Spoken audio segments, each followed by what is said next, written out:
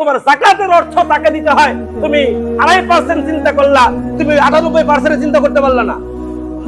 তোমার যে সম্পদ আছে ওই সম্পদ থেকে নিজের নানাকে হেল্প করতে পারলা না, তোমার ওই সম্পদ থেকে নিজের নানিকে হেল্প করতে পারলা না, তোমার ওই সম্পদ থেকে দাদাকে হেল্প করতে পারলা না, ওই সম্পদ থেকে দাদিকে হেল্প করতে পারলা না, ওই সম্পদ থেকে বাবাকে দিতে পারলা না, ওই সম্পদ থেকে মাকে দিতে পারলা না।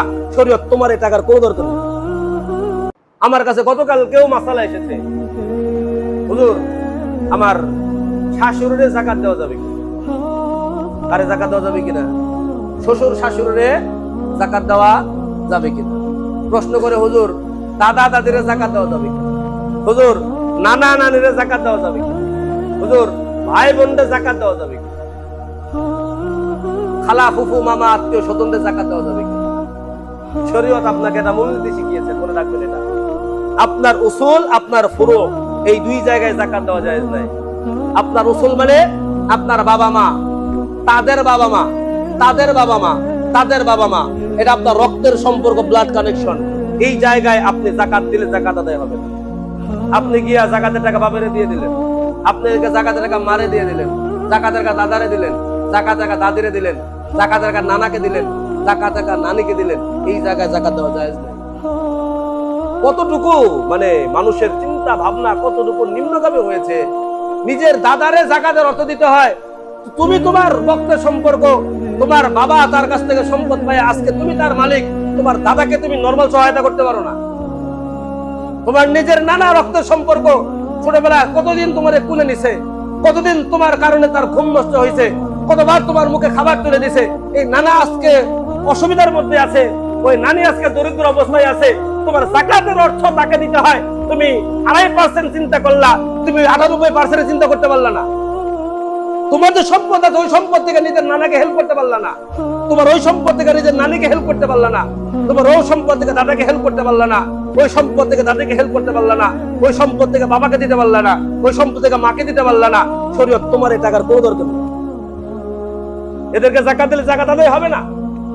আপনি কইবেন হুজুর আত্মীয় তো, আরে রাখান আত্মীয় কিসের আত্মীয়? তোমার ব্লাড কানেকশন, এদেরকে তোমার এমনিই সহায়তা করা উচিত। তোমার তুমি যাকাত দিয়ে তারে হেল্প করতে গেছো।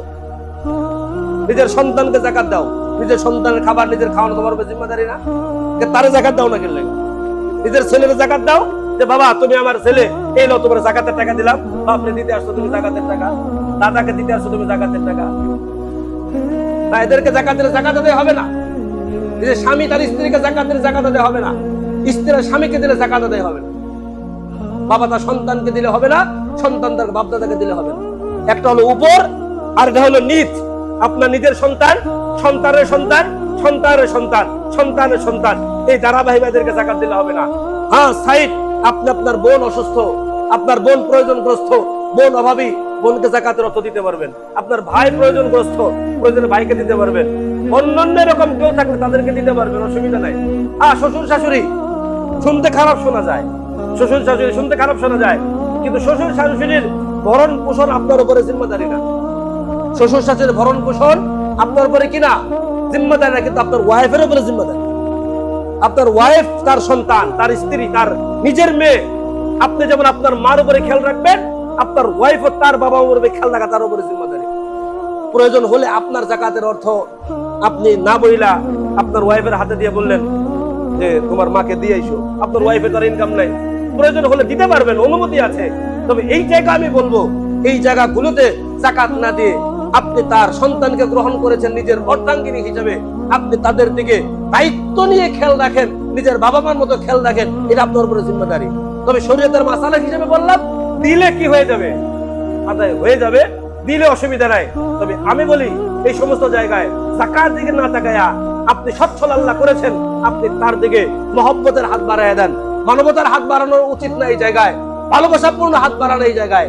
আপনি ভালোবাসা নিয়ে তার পাশে যান, ওই দান দক্ষিণা নিয়ে, যাকাতের ওই অর্থ নিয়ে তার কাছে যাওয়ার দরকার নেই। বরং ভালোবাসা নিয়ে তার কাছে গেলে এটা আপনার জন্য অধিকতর সম্বন্ধ।